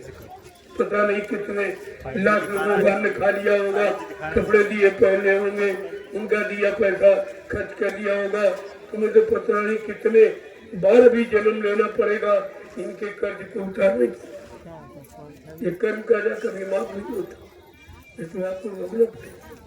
बगैर संतों की शरण में जाए तुम्हारे कर्म कर्जे का कोई निपटारा नहीं कर सकता। उनके पास योजना है, उनको अधिकार है, वो कर सकते। जय गुरुदेव। और सुबह शाम इसी मनुष्य मंदिर जिस्मानी महजिद में आत्मा से परमात्मा का सच्चा भजन करो और रूह से खुदा की इबादत करो।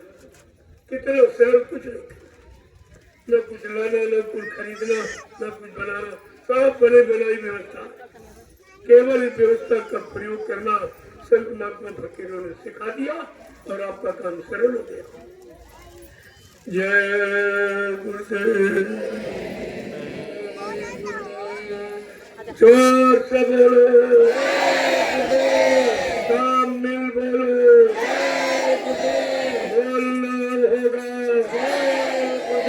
अभी से बोलो,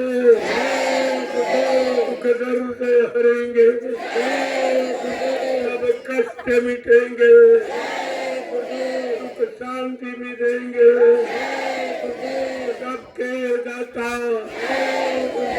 सबके मालिक, प्रेम से बोलो, ये नाम नहीं इंसान का, ये काम नहीं इंसान का, अब प्रेमियों तुम्हारे हित का, तुम्हारे भले का, तुम्हारी सुरक्षा का, तुम्हारी रोजी रोटी देने का, ये काम इंसानों के बस का नहीं। बड़े साफ शब्दों में कह रहा हूँ, क्योंकि 70 साल की आजादी ये पूरा प्रमाण दे रही कुछ नहीं। चुनाव के सिवा कुछ हुआ ही नहीं। चुनाव पर चुनाव, चुनाव पर चुनाव, सारा देश चुन गया, कुछ नहीं बचा।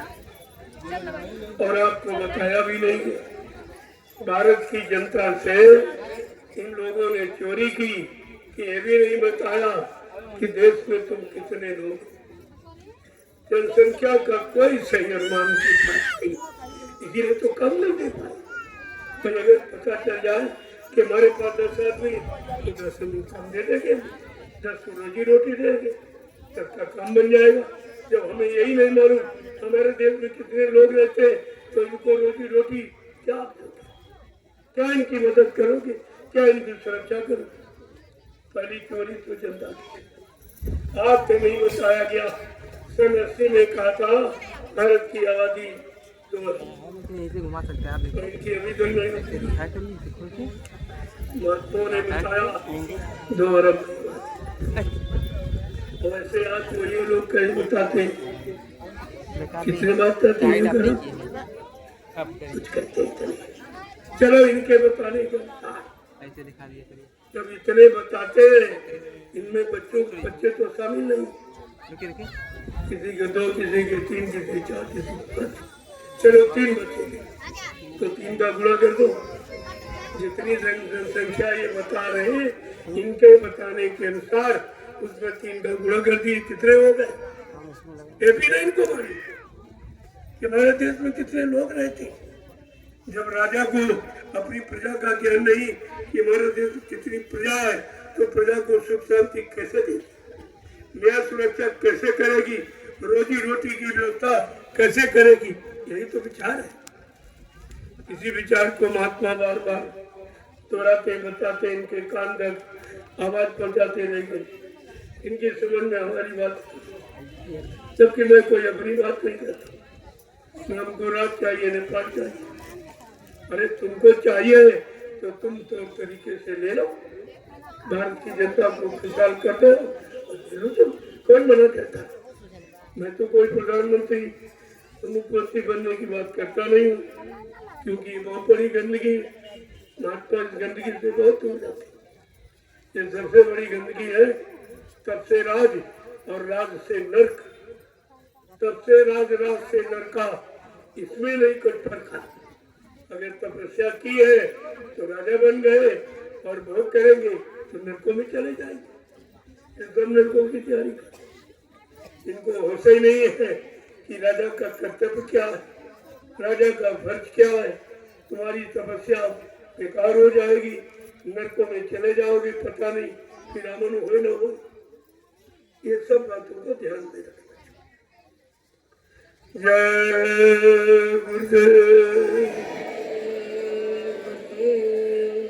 आज से संघ का पहला दिन, अभी बहुत लोग आए, इसलिए मैं संदेश परसों प्राप्त, परसों अभी ये जानकारी, ये भी संदेश, ये भी सत्संग, तुमको तो इसी की जरूरत है।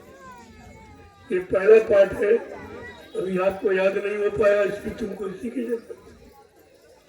और 15 सितंबर को खास संदेश प्रसारित करूंगा देश के नाम, कि देश को किस मोड़ की जरूरत है, देश को किसकी आवश्यकता है, देश की संभाल कौन करेगा।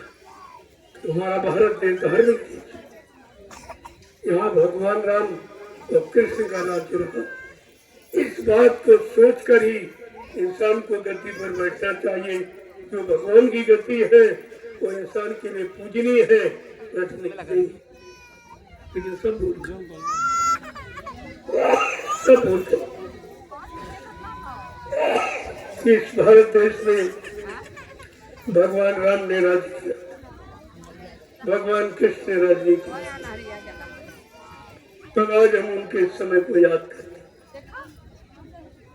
राम राज बैठे त्रिलोका, हर्षित भय गए सब, मर्यादा पुरुषोत्तम भगवान जिस दिन गति पर बैठते ही देश में सब कुशल था, सब शांति हो गई, सब बेचारे सुखी हो गए। लेकिन ये नेता जब से गद्दी पर बैठे सब दुखी तो, सब मार काटी था, सब चोरी डकैती का बलात् था, देशों की भरमार, महंगाई की भरमार, बेरोजगारी की भरमार, ये होगा। इनके बैठने से ये हो रहा, और राम के बैठने से दैहिक दैविक भौतिकता, राम राज काहू नहीं है।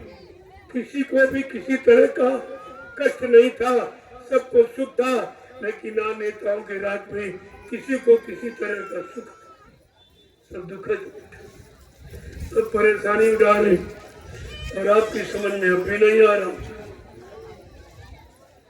इतना कहने पर, समझाने बताने पर भी आपकी समझ में कि हमें ऐसे वक्त में क्या करना चाहिए। रामचरित मानस क्या कहते कि सुन खगपति समुझ प्रसन्ना, और बुध नहीं करई अधम कर संगा। बुद्धिमान पुरुष कभी अधर्मियों का साथ नहीं करते। अधर्मी माने झूठ बोलने वाला, वादी को वादा खिलाफी करने वाला, मद्यपान का प्रचार देश में कराने वाला, मद्यपान की मदिरा की दुकानें खुलवाने वाला, उनको धार्मिक राशन देने वाला, हिंसा हत्या करवाने वाला, उनका मुर्गा मांस और चमड़ा विदेशों में व्यापार के लिए भेजने वाला का ऐसे का साथ बुद्धिमान वृत्ति कभी नहीं करती। रामचरित मानस तो ये कहती, रामचरित मानस कहते हैं श्री राम केवल वोटों का, बाकी श्री रामचरित मानस को तो बिल्कुल नहीं मानते। राजनीति बिन धन धर्मा प्रभु समर्पे बिन सत्कर्मा, राजनीति बिना धार्मिक और बिना धर्म के चलाई नहीं जा सकती। पहले के राजा बादशाह स्वयं कुछ न कुछ अपने हाथ की कारीगरी करते थे, जो उससे पैसा तो उसकी रोटी खाते। राजकोष का धन कहते जनता, इसको खर्च करने, अपने निजी खर्च ऐशो आराम में खर्च करने का हमारा कोई अधिकार नहीं है। ये जनता का, जनता की सुविधा के लिए ये खर्च किया जाए। लेकिन कौन मानता राम की? तुम तो जानते ही नहीं हो, वो जान गए, ये कुछ नहीं जानते। चाहे जो कुछ करो, चाहे जो कुछ बता दो, अल्लाह बता दो, सब पीछे भागने लगे। यही तुम्हारी आदत पहली रही। जब पहले तुम नहीं जाग पाए तो 350 वर्ष मुसलमानों ने राज किया, तुम्हें गुलाम बना के रखा। इसके बाद फिर सो गए आप, नहीं जागे तो मुट्ठी भर अंग्रेज आए जिन्होंने सारे हिंदुस्तान को गुलाम बना के रखा। आज फिर तुम सो रहे हो, किसी की नीति अनीति को नहीं समझ पा रहे हो, किसी के झूठे सिद्धांत वसूलों को नहीं आप जान पा रहे हो। तो 70 साल की आजादी ये बर्बादी में बदल गई और तुम 70 साल में गुलाम बन गए। अब तो गुलामी का दौर बढ़ गया। मैं 15 तारीख को सब पूरा संदेश, ताकि यह संदेश पूरे विश्व के लिए, ये हिंदुस्तान के लिए नहीं, पूरे विश्व, आगे आने वाले समय में यही संदेश लागू होगा जो मैं आज आपके सामने करा। कभी तो इनकी समझ में नहीं आ रहा, क्योंकि इनके दूषित खान पान और दूषित भाव विचारों के कारण ये अच्छी सच्ची बात महात्माओं की नहीं समझ पाए, जो दूर दराज तक इन्हें सच्चा रास्ता दिखाते। जय गुरुदेव। अब आप लोग लाइन से खड़े हो जाओ ताकि मैं सबसे मिल, सबकी इच्छा है, क्योंकि आप पहले दिन आए हो, आपकी इच्छा मेरी भी इच्छा है कि आपको प्रणाम कर लो और मतलब आपका दर्शन करो और आपको प्रसाद, प्रसाद ये हिंदुस्तान में कोई नहीं देता, कहीं चले जाओ, क्योंकि प्रसाद बनाना ये सबके बस की बात नहीं है।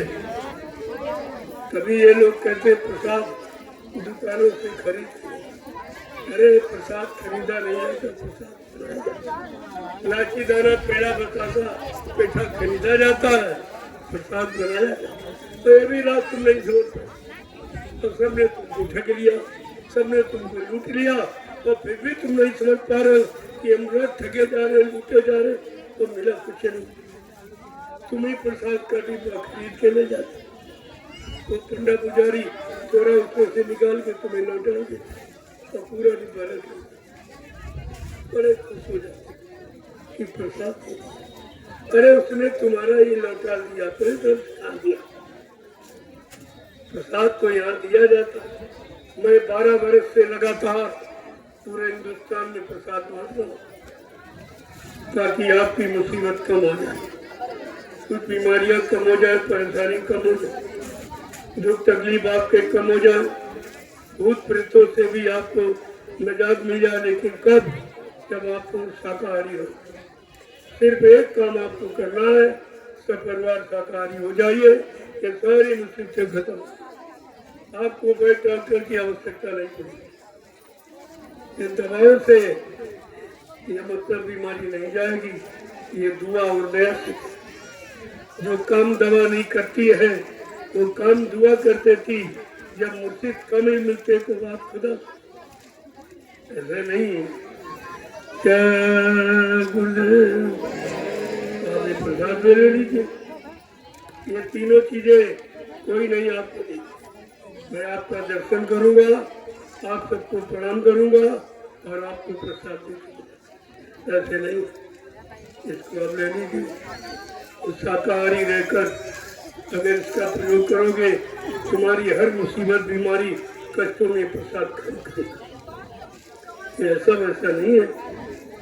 अब दूसरा लाभ, कोई झंडा बड़ा इसे पूछ लेना, भाई झंडा कहाँ गया, उसकी परिक्रमा करो आप। तब तक परिक्रमा करो, तब तक मैं लोगों से मिले नहीं। एक बार की तो आप मिल नहीं पाओगे, आप ऊपर क्या करोगे?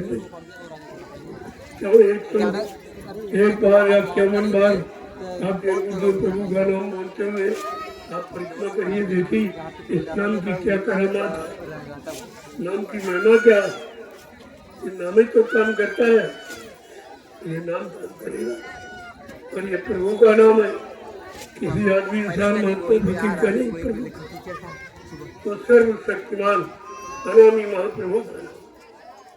जय गुरुदेव। जगह मर्यादा से एक लाइन में पुरुष से एक महिला, ऐसी मर्यादा तुम्हारी है कि लोग तुमसे सीखने के लिए मजबूर हो। सत्संगियों, तुम्हें आदर्श बनना है, संदेश सद्गुरु का तुम्हें चरितार्थ करना है, ये करके दिखाना है। आप यहाँ आए हो तो मैं बराबर 10 वर्षों से आपको बता रहा हूँ कि जब भी आप किसी सत्संग में जाओ, अपना एक 4 मीटर का मुंजामा उड़ने बिछाने का साथ में लेना। कोई भारी बोझा नहीं, पानी भर से उड़ लो तो धूप भर से उड़ लो, बिछा लो। ये आपकी स्वयं सुविधा आपकी हो जाए। और अपना थाली लोटा गिलास, शुद्ध पात्र और शुद्ध भोजन और शुद्ध भजन तब होता है। इसलिए शुद्ध पात्र में भोजन तो भजन आपका होने लगेगा। ये प्लास्टिक के गंदे, बहुत गंदे बर्तन, इनमें खाने से जानलेवा बीमारियां तैयार हो जाती है।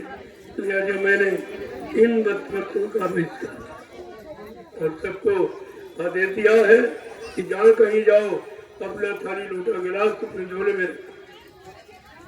और तीसरा है एक खुरपी लाठी की थैली में डालो। औजार भी आपका, सब्जी काट सकते हो, फल काट के खा सकते। और कहीं गड्ढा खोदा और 4 डंडे गाड़े, मकान बन गया। और जब दिशा मैदान के लिए जाओ तो वहाँ के क्षेत्रीय लोगों से पूछो कि भाई हमारे लिए किधर मैदान, तो दूर चले जाओ, एक गड्ढा खोदो, उसी में रोज जाओ और पैर से मिट्टी खिसका दो। रोज जाओ, पैर से मिट्टी खिसका दो, तो जितनी यहाँ से चलोगे अपने आप गड्ढा बंद हो जाएगा। न कहीं गंदगी होगी, न कहीं प्रदूषण होगा। ये सफाई का सबसे बड़ा सरल अभियान है। एक दिन सारा हिंदुस्तान तुम्हारे सफाई अभियान को याद करेगा। देखिए कितना सरल, 1 पैसा नहीं खर्चा, तो सरकार ने कितने करोड़ रुपए खर्च कर, करोड़ों रुपए बर्बाद कर दिए शौचालय बनाने। तो मैंने एक करोड़ 5-10 रुपए का बता। ये महत्वों की सूच देखिए आप, 10 रुपए में सारी समस्या। एक तो प्रदूषण नहीं होगा, दूसरी बात खेतों की उर्वरा शक्ति कम नहीं होगी। जिस खेत में 5 दिन आप दिशा मैदान जाओगे, उस खेत में 4 बरस तक खाद नहीं डालेंगे। कितना स्वच्छ अभियान सफाई का। और तुम क्या करते हो, पहले के लोग पढ़े लिखे नहीं थे, लेकिन वो खाना घर में खाते थे और दिशा मैदान खेतों में जाते। और तुम पढ़े लिखे क्या करते हो, खाना होटलों में खाते हो और लेकिन घर में करते हो। ये घर में इतने बड़े बुद्धिमान हो कि तुमको स्वच्छता का भी ज्ञान नहीं है कि स्वच्छता क्या। और कितना अंतर, एक ईंट का, इधर किचन इधर लेटिन, सारे कीटाणु भोजन में जाते। ये नई नई बीमारियां इसी से। और जहाँ जल स्तर नीचे है, वहाँ अगर 15 फुट गड्ढा आपने खोद दिया लेटिन का, तो सारा पानी जिसके तुम्हारे पीने वाले पानी मिल जाएगा। जल प्रदूषण होगा। अब हल्ला मचा रहे 10% से जल प्रदूषण। वो करने वाले तुम, जल खराब करने वाले तुम, तुम्हारी योजना खराब करने वाली। लिहाजा तुम संत महापुरुषों से क्यों नहीं पूछ रहे? तो कोई न कोई विधान आपको बता देंगे और आपका काम सरलता में बदल जाएगा। लेकिन इनको अपना अपमान, हमारे पास होने में अपमान, अच्छी सच्ची नेक सीख यानी सुनने मानने में अपना अपमान समझते। और ये भारत की जनता ये बीमारी में फंस गई और रोज को मर रहे, ये भी अपमान नहीं है। जो दुख तकलीफ उठा रहे, जो कुछ कमाते 70% डॉक्टर के घर जा रहा, क्या ये अपमान नहीं है? ये गरीब हो रहे, गरीबी रेखा के और नीचे जा रहे, क्या ये तुम्हारा अपमान नहीं है? लेकिन ये नहीं, तो तुम भी नहीं समझते। वही तो है अंधा गुरु बहरा चेला, वही नरक बैठे नहीं मेरा।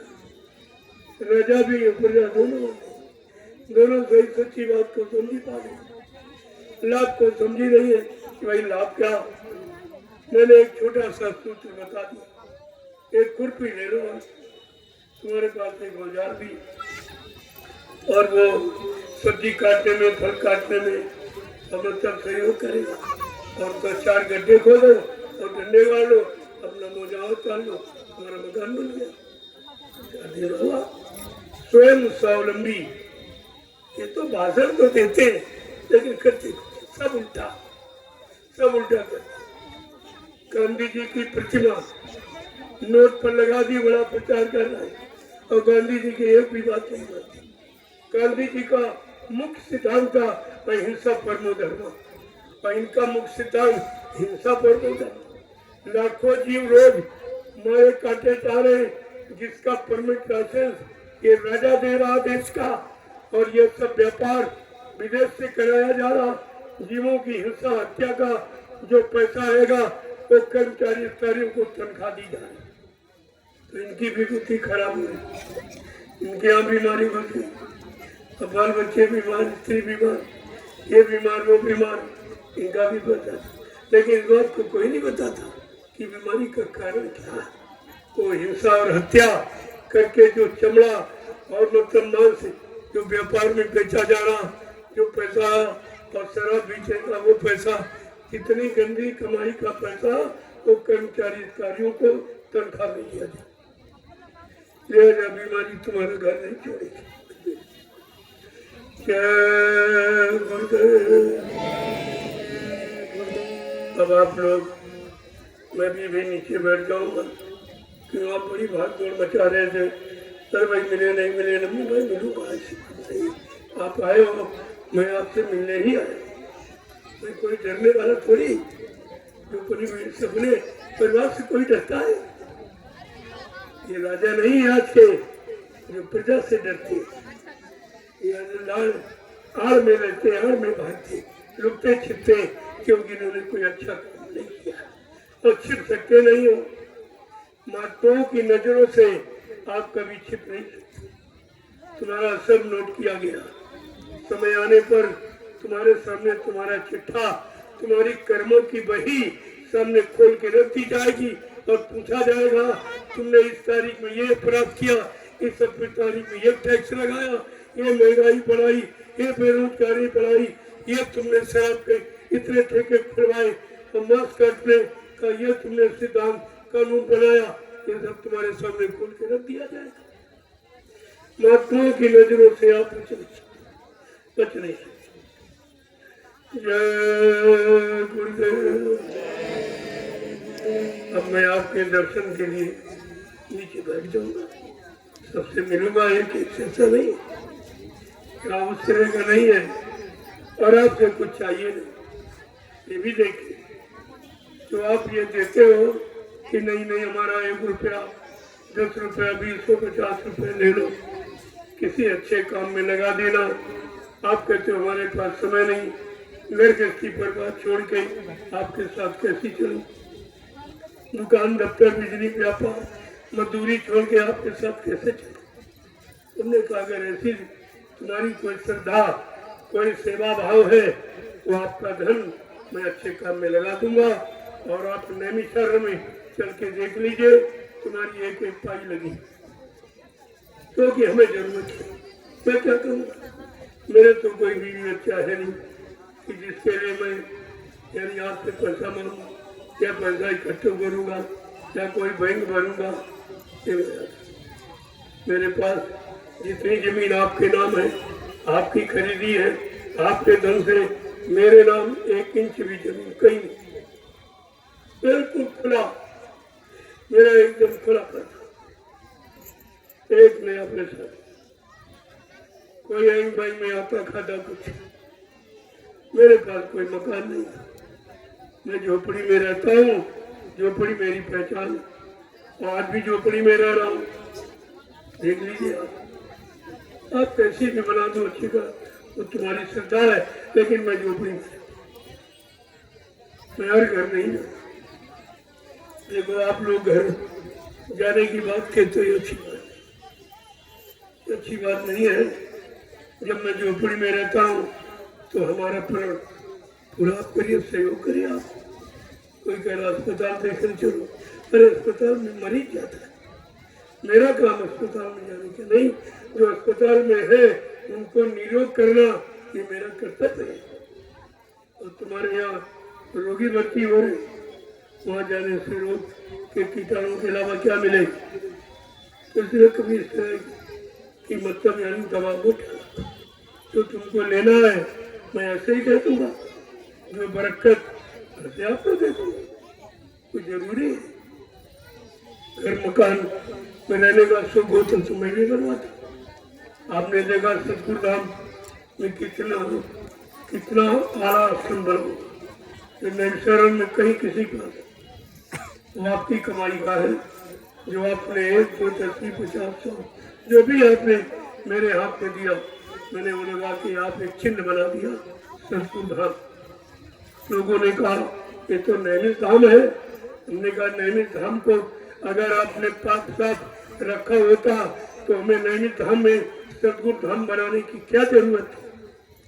मैंने तैयार किया। इसके अलावा 2 आश्रम और आपके बीच, एक जय गुरुदेव ज्ञानाश्रम रामशाला सीतापुर उत्तर प्रदेश, और एक दयाल आश्रम ग्राम जमुनिया जिला हरदोई। ये 3 आश्रमों का निर्माण, इतने सालों में 3 आश्रमों का निर्माण और पूरे हिंदुस्तान में प्रचार, लगभग 400-500 बीघे जमीन, क्योंकि हमारा परिवार बड़ा, हमारा गुरु परिवार बहुत बड़ा, उस हिसाब से तो जमीन अभी कम है। इसने धीरे धीरे आपकी गाड़ी कमाई से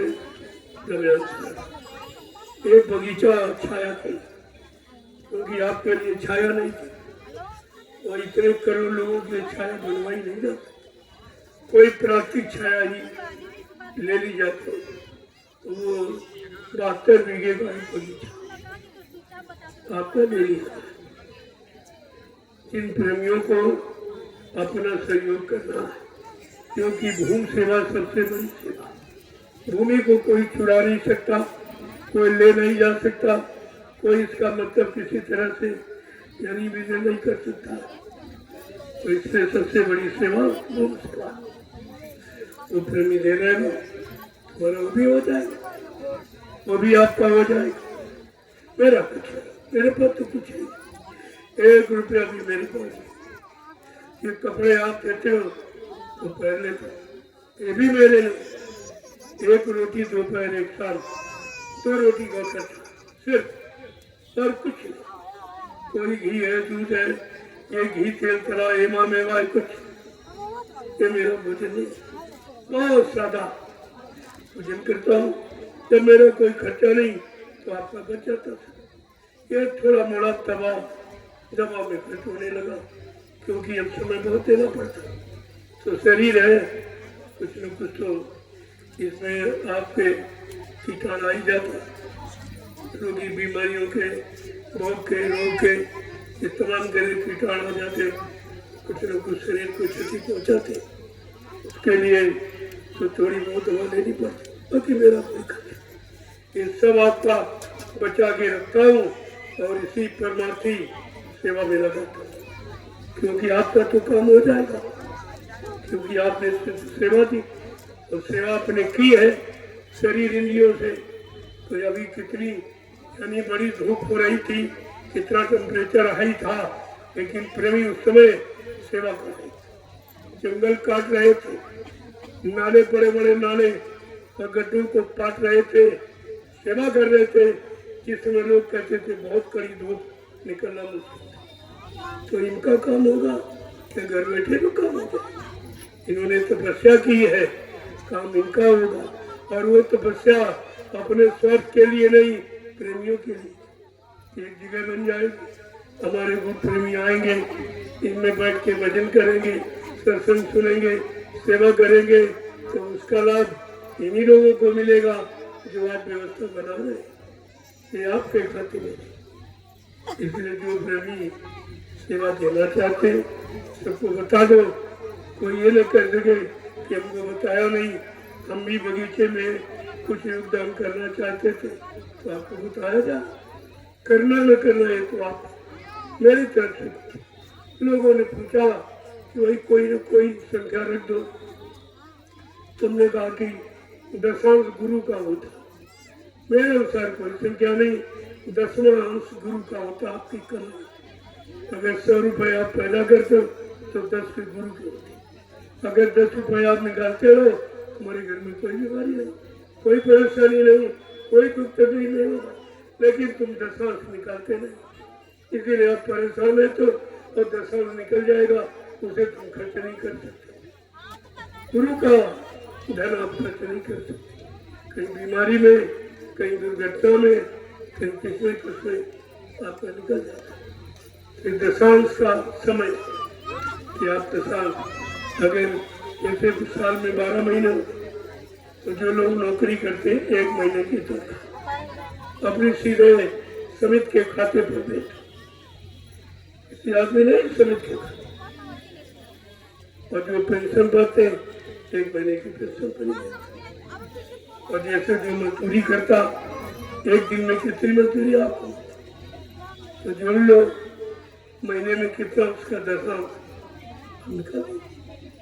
ऐसे दुकानदार व्यापारी जो आप बिक्री करते हो, जोड़ लो कि महीने में हमारी कितनी आमदनी है, उस आमदनी का दशांश, पूंजी का नहीं, आमदनी का दशांश। वैसे पूंजी में भी होना चाहिए, लेकिन नहीं, जो मुनाफा आप लेते हो उससे दशांश अगर खर्च करते रहोगे तो तुम्हारी बेईमानी नहीं मानी जाए, क्योंकि आपने परमार्थ में खर्च किया है।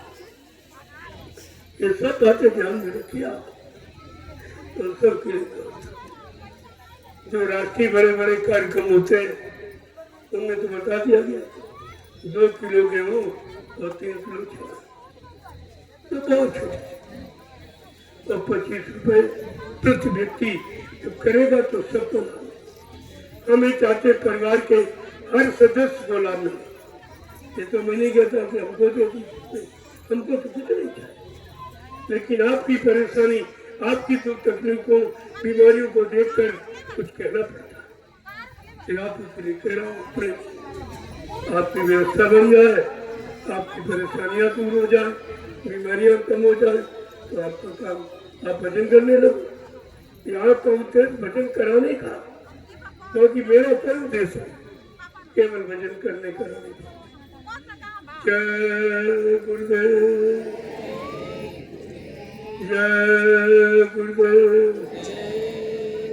तो एक रजिस्टर बगीचे की सलाह ये ऊपर लिखकर मतलब यानी जो प्रेमी इसके मत में अपना सहयोग करना चाहते, दशांश गुरु का भेंट करना चाहते, तो उसमें उनका दर्ज कर पता चल जाएगा कि जिले से प्रेमियों ने कितना अपना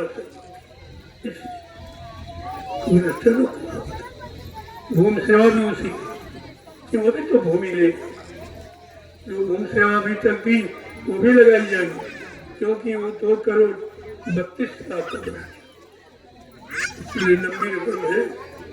सब आपसे कहा गया, नहीं तो हम सब दर्शन सेवा से पूरा कर देते।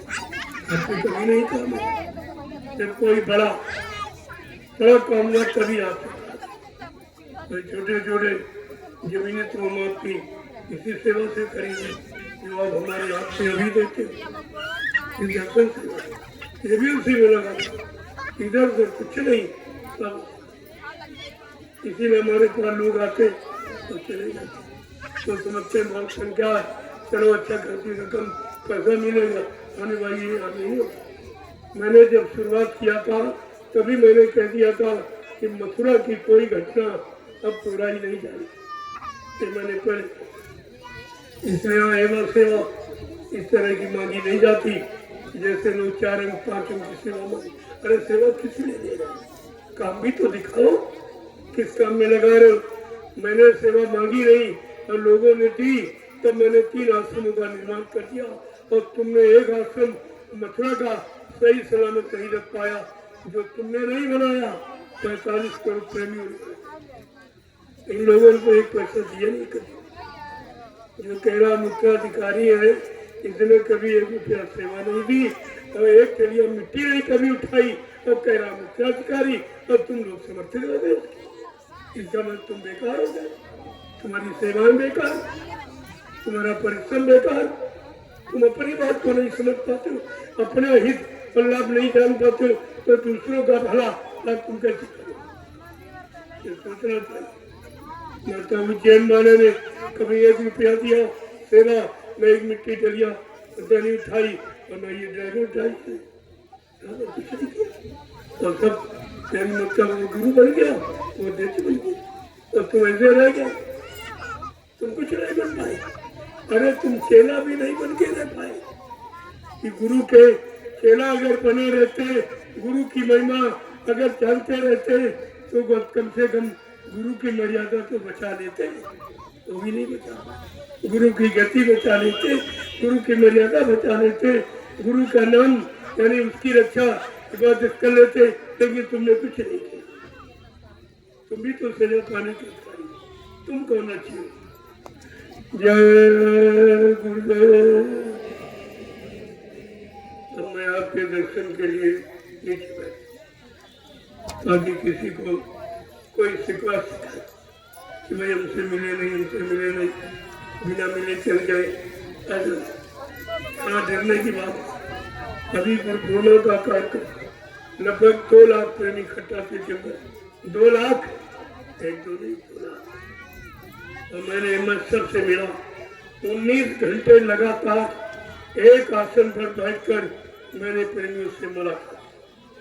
कोई ये नहीं कर सकता कि हमसे मिले नहीं, हमारी बात नहीं सुनी, हमको कोई समाधान नहीं बताया। 19 घंटे एक आसन पर आप बैठ सकते हो?